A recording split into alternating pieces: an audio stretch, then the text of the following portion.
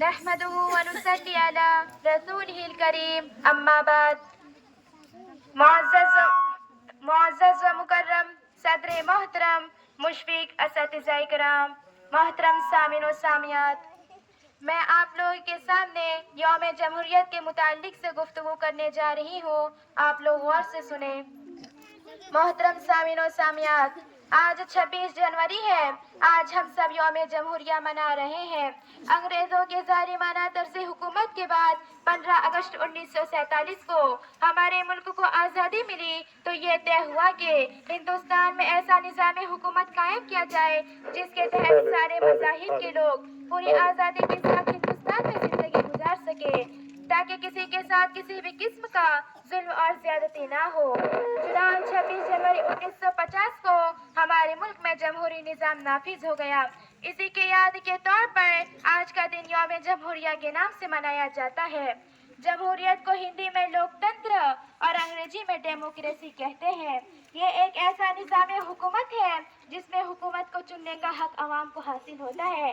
کوئی شخص اپنی مرضی سے لوگوں پر حکم نہیں چلا سکتا.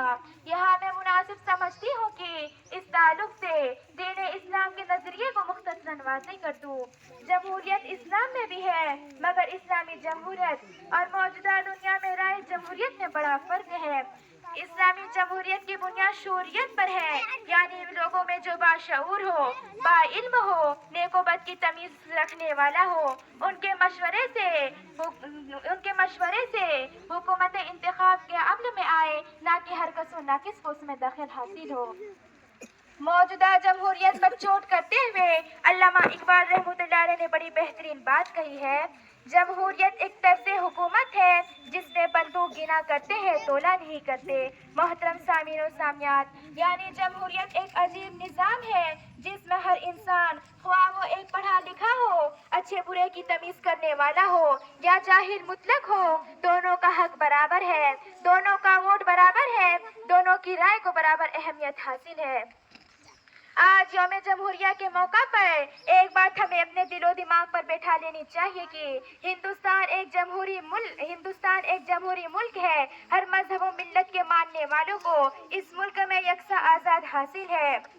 اگر کسی قسم کی جانبداری سے کام کیا جا رہا ہے تو فوراً اس کے خلاف ایکشن لیجیے، اپنے حقوق کو پہچانیے. جمہوریت آپ کو یہ حق فراہم کرتی ہے. خاموش رہنے سے کام نہیں چلے گا. ظلم سہنے کو عادت مت بنائیے. قانون کا سہارا لیجیے، اپنے حقوق کو پہچانیے. تعلیم کو عام کیجیے تاکہ آنے والی نسل اپنے تشخص کے لیے کسی کا محتاج نہ رہے. یاد رکھیے کہ بغیر تعلیم کے ایک انسان ادھورا ہے.